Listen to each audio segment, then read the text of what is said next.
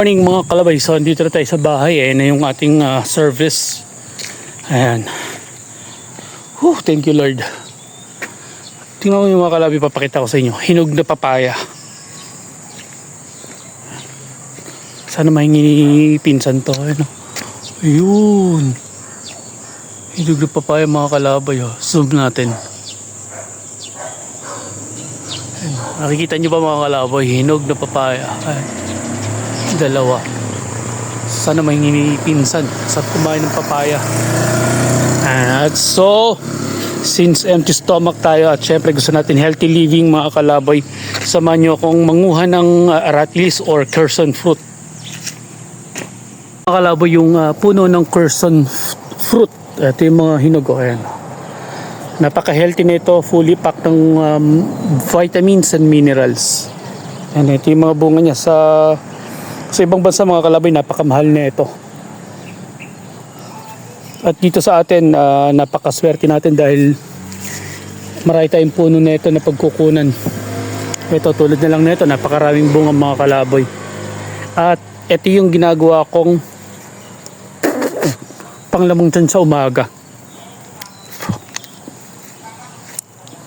Bago tayo kumain ng pagkain. Napaka-healthy kasi nito mga kalaboy. Ayan. Ayan mga kalaboy, napakatamis kasi nito. Pagkain nito mga kalaboy is yung laman lang niya, tapos yung balat itinatapon.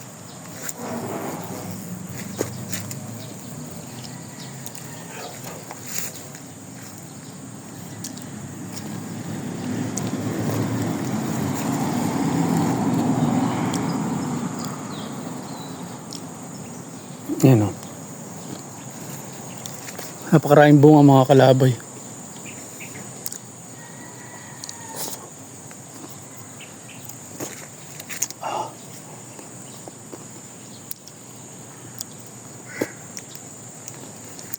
Laki na ito.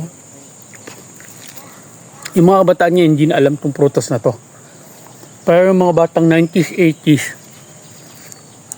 after school, ito yung ginagawa nating merienda.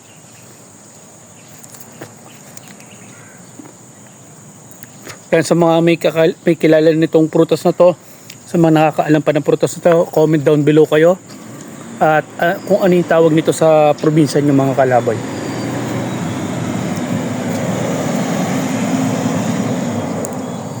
Ano, sarap, tamis.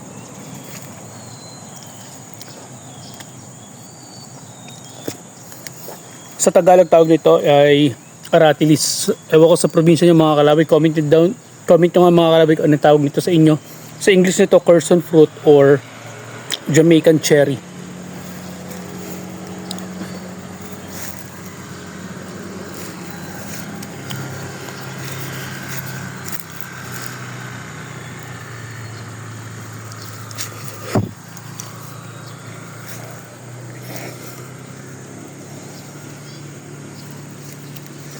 Yung dahil bunga mga kalabay, tingnan nyo.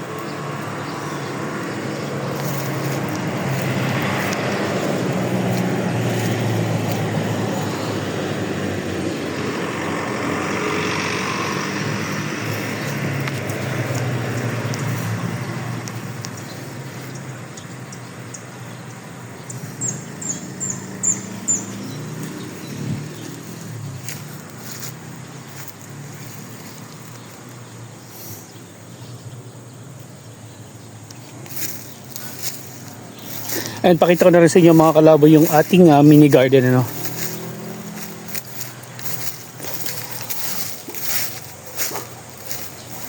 Yung talim natin yung mga sili. Ang dami ko nakuha mga kalaboy.